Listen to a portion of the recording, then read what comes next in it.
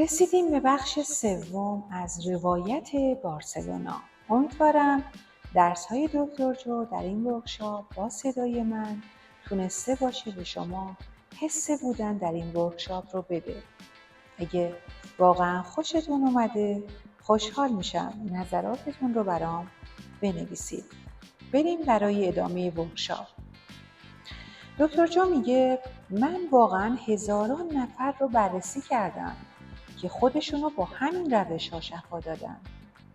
اونا به هم یاد دادن که برای شفا گرفتن مراقبه نمی کنن. به هم یاد دادن که برای تغییر کردن مراقبه می کنن و وقتی تغییر کردن شفا گرفتن. متوجه شدی؟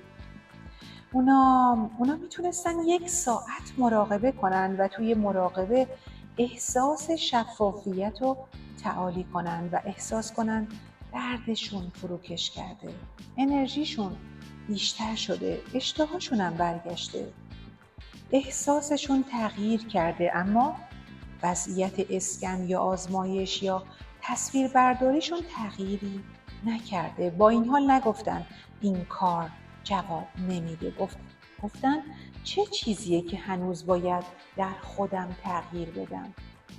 گوشتون با منه؟ اونا متوجه شدن که 1 ساعت مراقبه خوب که بعدش 16 ساعت با همون حالت هیجانی قبلی واکنش و پاسخ بدن فایده‌ای نداره. باید اونقدر خوب اینو با چشم بسته یاد بگیریم که بتونیم با چشم باز هم انجامش بدیم. و بازی عوض میشه، چون حالا باید توی ذهنتون فراخوانی و مرور کنید که قراره چجوری عمل کنید، قراره چجوری با همسر سابق و همکار و دشمنتون رفتار کنید. اگه عشق و عظمت جای من بود چی کار میکرد؟ اگه مثل قبل واکنش نشون بدم و رفتار کنم برمیگردم به همون شخصیت قبلی و بیماریم، هیچی تغییری نمیکنه. باید تجربه‌مو با این شخص تغییر بدم. بعدش چشماشونو میبندند و توی ذهنشون مرور میکنن که قراره چجوری باشن. در این کارگاه یاد میگیرید که فراخوانی ذهنی سخت افزار عصبی رو توی مغزتون نصب میکنه، جوری که به نظر میاد از قبل اون کار رو انجام دارید مغزتون رو برای آینده آماده میکنید، انگار که مغزتون از قبل تجربهش کرده و سند گذشته نیست، بلکه نقشه آینده است و شما مدارهایی دارید که میتونید برای رفتار مورد نظرتون ازشون استفاده کنید. متوجه شدید؟ اگه این رفتار رو ادامه بدید حالت خودکار پیدا میکنه و یک دفعه میبینید که به صورت خودکار خوشحالید. هیچ جادویی در کار نیست، اما قسمت سخت ماجرا اینه که آیا میتونید قبل از اینکه خود آینده‌تون محقق بشه هیجانش رو به بدنتون یاد بدید؟ یعنی منتظر نباشید تا ثروت بیاد و احساس فراوانی کنید. منتظر نباشید تا موفقیت بیاد و احساس توانمندی کنید. یعنی منتظر نباشید که یک رابطه جدید بیاد و احساس عشق کنید. منتظر نباشید شفا بیاد تا احساس شکرگزاری کنید. این مدل قدیمی واقعیته، یعنی مدل علت و معلول. اینکه منتظر باشید تا یه چیزی تغییر کنه، تا اون احساس پوچی یا جدایی رو ازتون بگیره. ما میخوایم علت معلول باشیم. در این آخر هفته میخوایم روی قلب زیبای شما کار کنیم. قلبتون قراره آشکار بشه، شکوفه بده و شکوفا بشه. ما پی بردیم که اگه بتونید احساس و هیجان اون آینده رو قبل از تحققش به بدنتون آموزش بدید، دیگه لازم نیست دنبالش بگردید. چرا دنبالش بگردید وقتی حس می‌کنید از قبل محقق شده؟ خودتون رو آماده کنید. آماده باشید که قرار معجزه در زندگیتون رخ بده. اون شخصیت جدید یک دفعه یه واقعیت شخصی جدید میسازه و همزمانی ها، البته منظورم پیدا شدن جای پارک نیست، همزمانی ها فرصت ها و خوش اقبالی ها در زندگیتون ظاهر میشن تا بهتون ثابت کنن که شما خالق زندگیتون هستید. متوجه شدی؟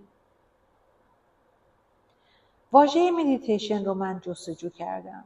معنیش آشنا شدنه، یعنی به قدری با خود قدیمیتون آشنا بشین و بشناسیدش، به قدری با افکار ناخودآگاه، رفتارهای خودکار و واکنش‌های هیجانی خودکار آشنا بشید، به قدری از خود ناخودآگاهتون آگاه بشید، به قدری باهاش آشنا بشید که دیگه به صورت ناخودآگاه سراغش نرید. متوجه شدید؟ برای اینکه با خود جدیدتون آشنا بشید باید این افکار رو مدام فعال و سیمکشی کنید. باید همین رفتارها رو ادامه بدید. باید ایجاد هیجانات متعالی رو ادامه بدید و نفرت و درد و سرخوردگی و خشم رو با عشق و شکرگزاری و شادی و آزادی معاوضه کنید. من از دانشمندا پرسیدم وقتی این مسیر رو شروع کردیم. دلیل اینکه شروع کردیم به اندازه‌گیری و آزمایش این بود که افرادی رو می‌دیدم که از روی ویلچر بلند می‌شدن و انواع مریضی‌ها رو شفا می‌دادن. بعدش اومدیم با یک دانشگاه بسیار معتبر توی آمریکا وارد همکاری شدیم. یکی از بهترین محققاشون اومد توی رویداد ما. اولش بدبین بود، حتی با من دستم نداد، اما امروز میتونم بگم یه آدم دیگه است. چقدر بدبین بود. بهش گفتم ببین این 2000 نفر اگر افکارشون مثل قبل باشه، انتخابها و کاراشون مثل قبل باشه، همون تجربیات قبلی رو ایجاد میکنن، همون هیجانات قبلی رو تجربه میکنن و در نتیجه بیولوژیشون مثل قبل میمونه. گفت درسته. گفتم ما بهشون اطلاعات جدید میدیم، بهشون میگیم اونو به اشتراک بذارن، توی مغزشون هکش کنن، شرایط محیط رو فراهم میکنیم تا اطلاعات رو عملی کنن، به کار ببرند و شخصی سازی کنن. کاری میکنیم انتخاب متفاوتی انجام بدن، یادشون میدیم کار متفاوتی انجام بدن. اینجوری بیولوژیشون تغییر میکنه. گفت از لحاظ نظری بله. میدونید این 2000 نفری که به رویدادهای یک هفته‌ای میان و خودشونو در فرایند تغییر غرق میکنن، در پایان 7 روز بیولوژیشون واقعاً جوریه که انگار دارن یک زندگی جدید رو زندگی میکنن و هزاران ژن جدید رو فقط با فکر کردن تنظیم میکنن. پس وقتی این هیجان متعالی رو حس میکنید، دارید قلبتون رو باز میکنید. بدنتون اونقدر بی‌طرفه که متوجه نمیشه که آیا یک تجربه واقعی داره این هیجان رو ایجاد میکنه یا اینکه این هیجان فقط با فکر کردن ایجاد شده. اپیژنتیک میگه محیط به ژن‌ها سیگنال میده. محصول نهایی یک تجربه توی محیط یک هیجانه. پس اون شخص داره زودتر از محیط به ژن‌ها سیگنال میده. ژن‌ها پروتئین‌ها رو میسازن و پروتئین‌ها مسئول ساختار و عملکرد بدن شما هستن. بیان پروتئین‌ها بیان زندگیه.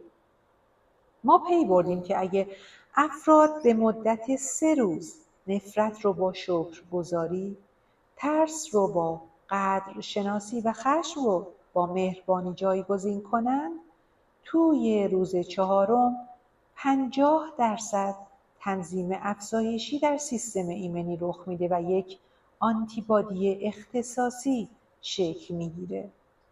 این کشف ماست. پس قراره برای رسیدن به لحظه حال تلاش کنیم.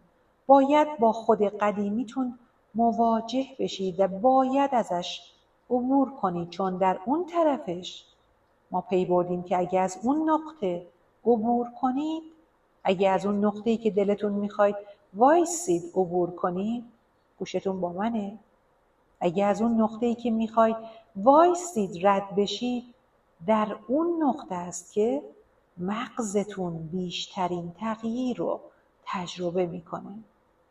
ما پی بردیم که اگه از اون نقطه عبور کنید وارد ناشناخته ها میشید و من میخوام یادتون بدم که وارد ناشناخته ها بشید. این همون جاییه که در اون دست به آفرینش میزنیم، همون جاییه که همه امکانها توش وجود دارن. نظرتون چیه؟ پس تغییر یعنی غلبه کردن بر بدن، غلبه کردن بر عادتهای بدن، غلبه کردن بر شرطی سازی هیجانی بدن. اگه خودتون رو با ویژن آینده‌تون تعریف نکنید، به نظر من در زندگیتون عمدتاً قابل پیش بینی خواهید بود.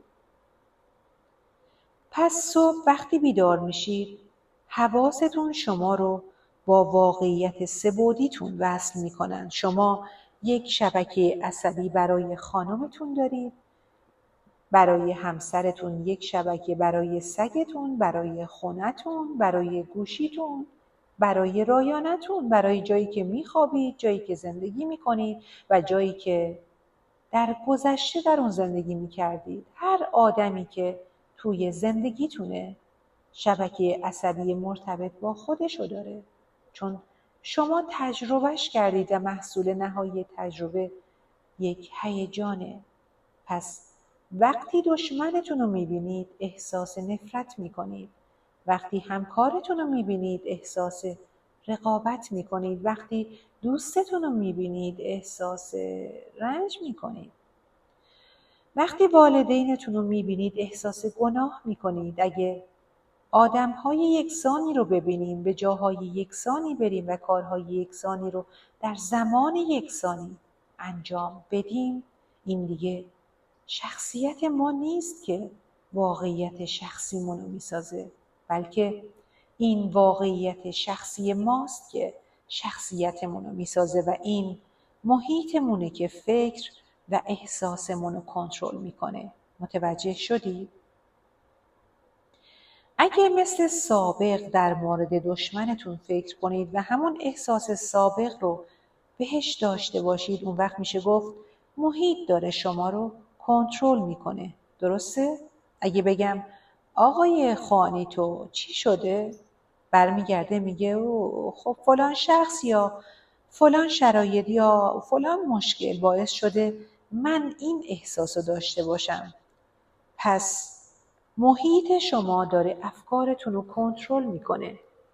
محیط با دنیای بیرون شما داره حس و حالتون رو کنترل میکنه و اگه چیزی بتونه فکر و احساسمون رو کنترل کنه ما قربانیشیم.